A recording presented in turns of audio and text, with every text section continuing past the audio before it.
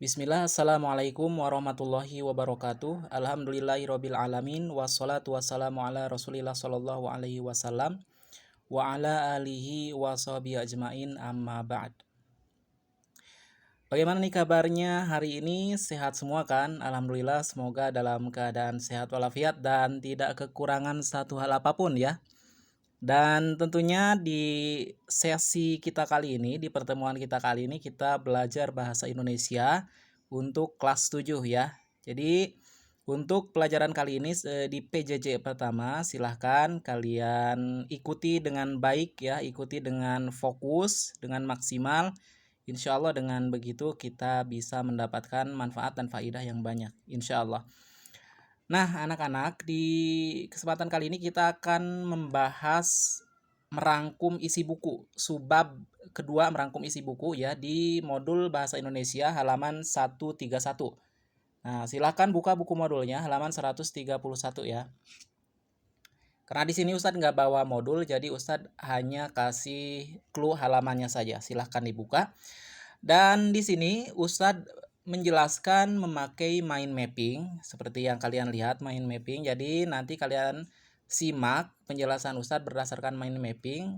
Oleh karena itu jangan lupa untuk menyiapkan buku tulis dan juga alat tulisnya ya. Jadi nanti ketika Ustadz menjelaskan kalian diharapkan mencatat penjelasan-penjelasan dari Ustadz. Nah, di sesi pertama kali ini Ustadz akan menjelaskan cara merangkum isi buku. Nah, yang pertama, apa itu yang dimaksud dengan rangkuman? Kemudian yang kedua, mengapa kita harus merangkum buku yang sudah kita baca? Dan yang ketiga, bagaimana langkah-langkah merangkum buku dengan baik dan benar ya. Karena memang merangkum itu juga ada ilmunya, ada caranya ya supaya kita merangkum buku dengan hasil baik dan maksimal. Oke, kita bahas dulu arti dari merangkum ya. Merangkum menurut KBBI Kamus Besar Bahasa Indonesia adalah meringkas ya. Jadi rangkuman berarti ringkasan atau ikhtisar. Jadi ketika kita membaca buku, membaca jurnal atau membaca apapun itu jenis teks ya, kita bisa merangkum atau menyimpulkan apa yang sudah kita baca ya. Meringkas apa yang sudah kita baca. Nah, di sini cara merangkum buku itu bisa dengan membuat narasi rangkuman di buku tulis atau membuatnya dengan mind mapping atau peta pikiran. Nah, mind mapping atau peta pikiran ini seperti yang Ustadz bikin ini yang namanya mind mapping.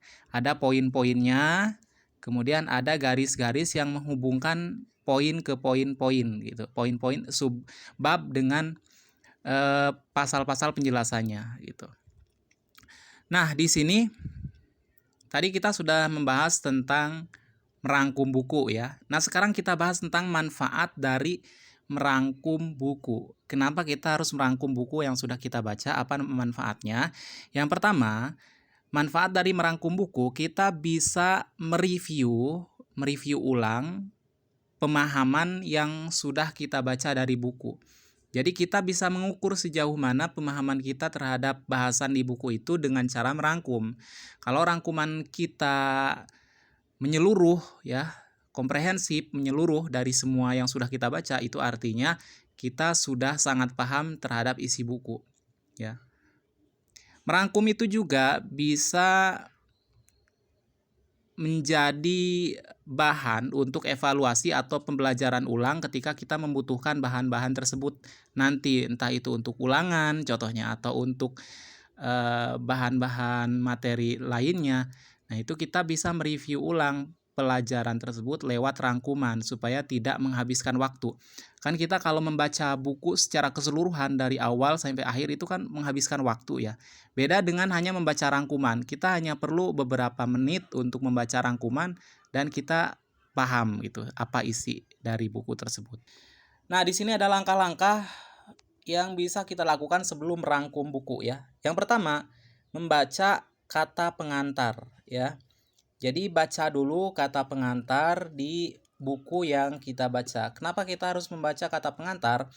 Karena biasanya penulis buku di kata pengantar itu dia menyebutkan apa maksud dan tujuan dia menulis buku tersebut.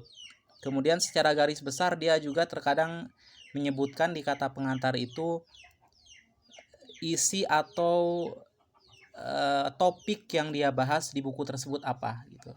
Jadi kita baca dulu kata pengantar sebagai pengantar dari pemahaman kita gitu ya. Kata pengantar itu adalah pengenalan ya terhadap buku tersebut. Kemudian yang kedua membaca sinopsis. Apa itu sinopsis? Sinopsis itu adalah ringkasan dari buku. Kalau secara bahasa itu ringkasan dari buku gitu ya. Di mana kita bisa membaca ringkasan? Sebenarnya ini bukan ringkasan, tapi gambaran umum terkait isi buku. Biasanya ada di halaman belakang, biasanya ada di cover belakang. Ini Ustaz contohnya ini buku nih. Ini bukunya berjudul Mindset karya Carol S. Dweck. Nah, di sini ini yang dimaksud dengan verb gitu ya. Ini sebenarnya bukan disebut, tidak bisa disebut sinopsis ya. Kalau sinopsis itu ringkasan atau kesimpulan. Nah, ini verb namanya. Verb ini garis besar atau pandangan isi buku itu ditulis secara garis besar di cover ini, di cover belakang.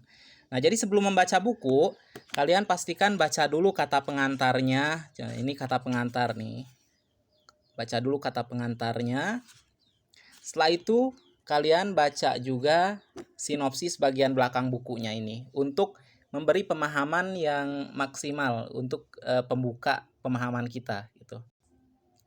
Kemudian setelah itu mencermati bab pertama ya. Bab pertama ini kenapa kita harus mencermati bab pertama? Karena bab pertama ini biasanya menyajikan inti dari semua bahasan di dalam buku. Jadi bab pertama ini seperti ruhnya atau nyawanya gitu.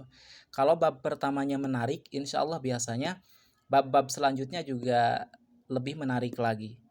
Di bab pertama ini biasanya penulis memberikan inti dari bahasan. Kemudian bab kedua, bab ketiga, bab selanjutnya itu biasanya penjelasan tambahan dari bab pertama. Itu biasanya ya pada umumnya, meskipun tidak semua buku seperti itu.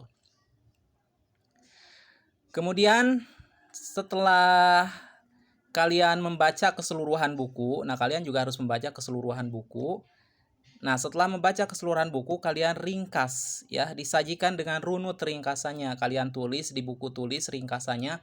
Bab pertama ringkasannya apa ya, contohnya. Bab kedua ringkasannya apa, bab ketiga ringkasannya apa. Di sini kan ada beberapa bab contohnya. Nih, ada banyak bab. Nah, kalian pokoknya paragraf 1 kesimpulan dari bab 1. Kalian tulis pokoknya di buku 1 paragraf itu untuk kesimpulan bab 1, kemudian paragraf kedua untuk kesimpulan bab 2, paragraf ketiga untuk kesimpulan bab 3 dan seterusnya. Jadi minimal kesimpulan 1 bab itu ditulis dalam 1 paragraf. Gitu ya.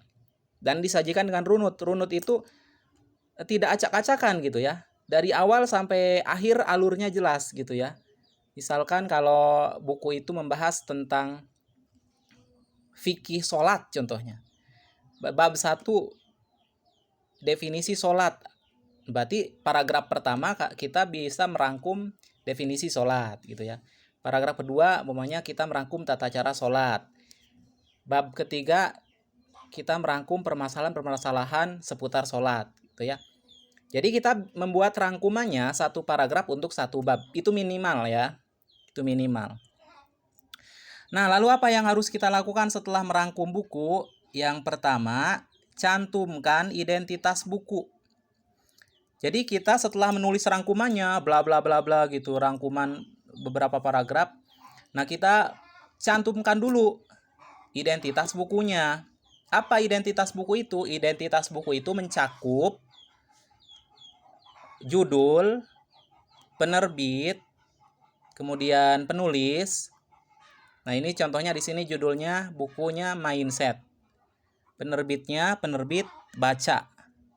Penulisnya Carol S. Dweck, Philosophic Doctor ya.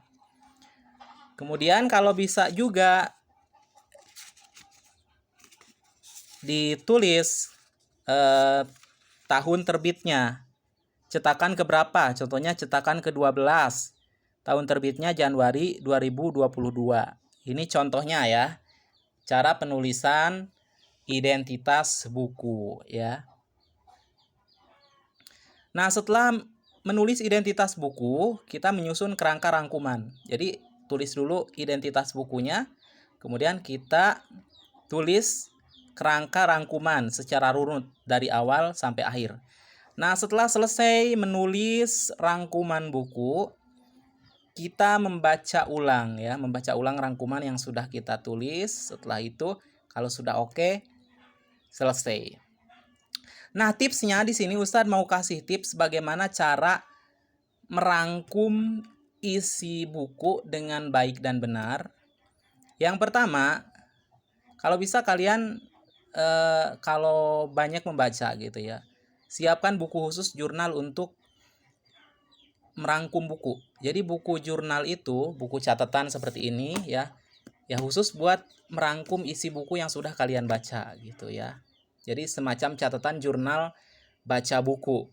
Kemudian pakai highlight ya. Highlight ini stabilo atau apa ya? Iya, stabilo ya, untuk menandai kalimat-kalimat atau paragraf yang penting di buku. Nah, kalian membuat highlight itu bisa pakai stabilo atau pakai spidol gitu ya. Nah, ini untuk menandai beberapa kalimat di buku yang memang penting gitu ya. Contohnya ini, Ustadz Stabilo pakai warna kuning gitu ya. Nah, ini contohnya stabilo yang kita sematkan di paragraf atau kalimat yang memang penting untuk dikasih tanda gitu ya. Kenapa kita membutuhkan highlight seperti ini? Karena ketika kita membaca buku, kita melihat ada kutipan yang penting atau ada kalimat paragraf yang penting, kita kasih stabilo. Sehingga nanti ketika kita sudah menamatkan buku, kita bisa mereview ulang, melihat kalimat mana yang penting nih, di halaman berapa nih. Jadi kita ketahuan secara cepat mencarinya lewat tanda-tanda stabilo yang sudah kita sematkan di buku.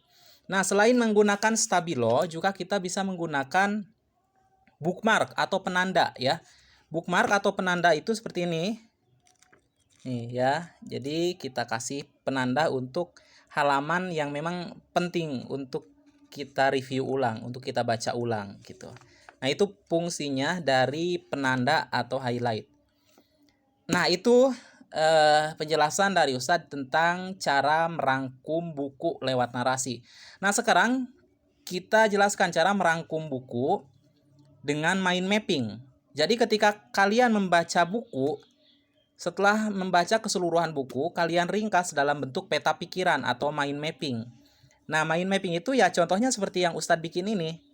Ada judul utama, kemudian ada subjudul, ini subjudul dalam bentuk lingkaran. Kemudian judul utama dalam bentuk kotak, subjudul dalam bentuk lingkaran-lingkaran seperti ini. Kemudian ada penjelasan-penjelasan tambahan seperti ini. Contohnya, Ustadz baca buku mindset gitu ya. Saya tulis di sini tengahnya mindset. Ini bab 1, ini bab 2, bab 3, bab 4, bab 5, bab 6. Kemudian di sini penjelasan-penjelasannya. Nah, itu sekian ya penjelasan dari Ustadz terkait cara merangkum isi buku untuk penjelasan bahasa Indonesia halaman 131. Nah, nanti kalian baca ulang, baca kembali penjelasan di buku modul halaman 131 di subbab B gitu sampai selesai. Nah, kemudian jika nanti ada yang ingin ditanyakan, silahkan tanyakan di grup kelas ya.